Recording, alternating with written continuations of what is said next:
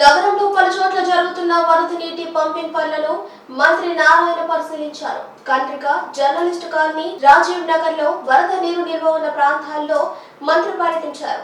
64వ division special officer Sampath Kumar తో కలిసి బుడమేరులో వరద నీటి ప్రవాహాన్ని పరిశీలించారు. ఈ సందర్భంగా మంత్రి మాట్లాడుతూ వరద నీరు బయటకు పంపించేందుకు భారీ మోటార్లు ఏర్పాటు చేశామని, కొన్ని చోట్ల రోడ్లకు గడ్డి కొట్టి మరీ నీటిని బయటకు పంపించే ఏర్పాటు చేశామని తెలిపారు.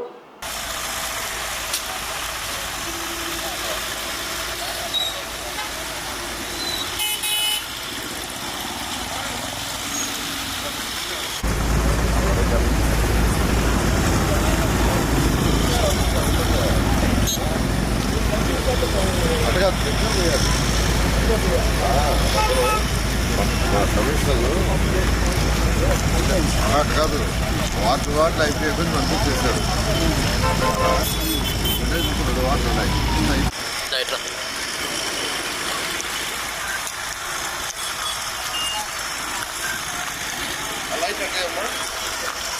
అదంతా మీకు ఆ రోడ్ అంతా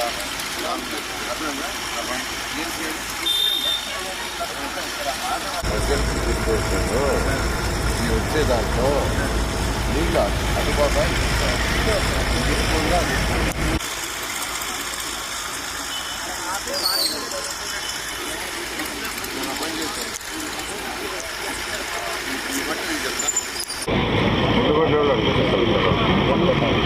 తెలుసు.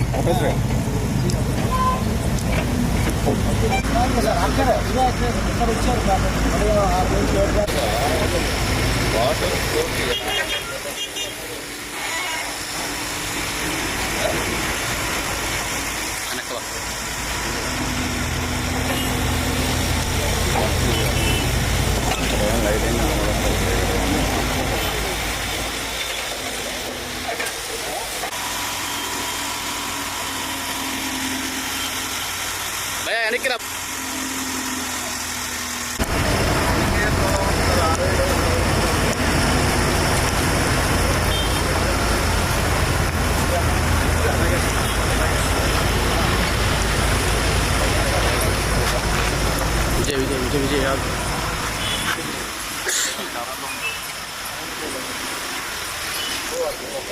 సార్ మీరు కొంచెం వెనక్కి రండి సార్.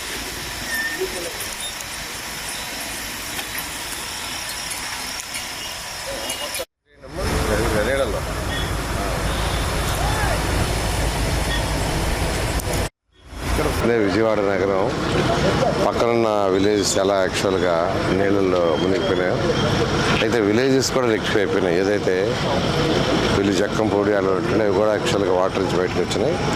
అయితే విజయవాడ నగరంలో ఉన్న 32 వార్డులలో ఒక 3 వార్డులు 61, 63, 64 ఈ 3 వార్డులలో కూడా కొన్ని వీధుల్లో వాటర్ ఉంది.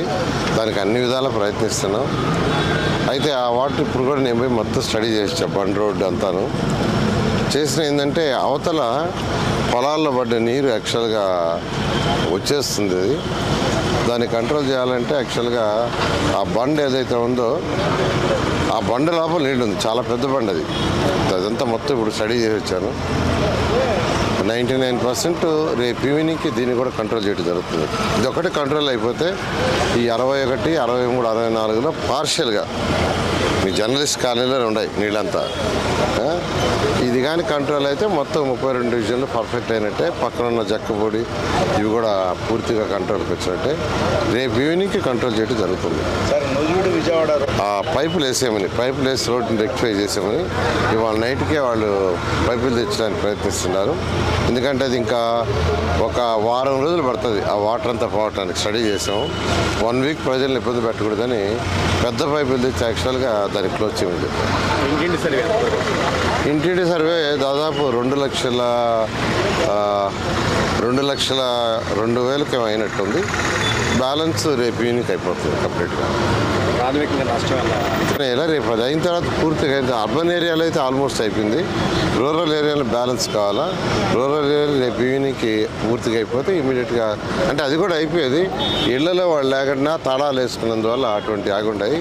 ఏదేమైనప్పటికీ రేపు కంప్లీట్ చేసి దీని మీద ఒక అనాలిసిస్ చేసి ముఖ్యమంత్రి దగ్గర పెడతాం. ఆయన దీన్ని యాక్చువల్గా ఫైనలైజ్ చేసి 17వ తేదీ ఆ ప్రాంతంలో రఫ్గా దీన్ని యాక్చువల్గా ఏంటంటే అనౌన్స్ చేసి ఇమీడియట్గా అనౌన్స్ చేసిన వెంటనే ఇమీడియట్గా ఇచ్చేయాలి 1 day 2 days అని చెప్పారు. ఆ విధంగా చేయడం జరుగుతుంది.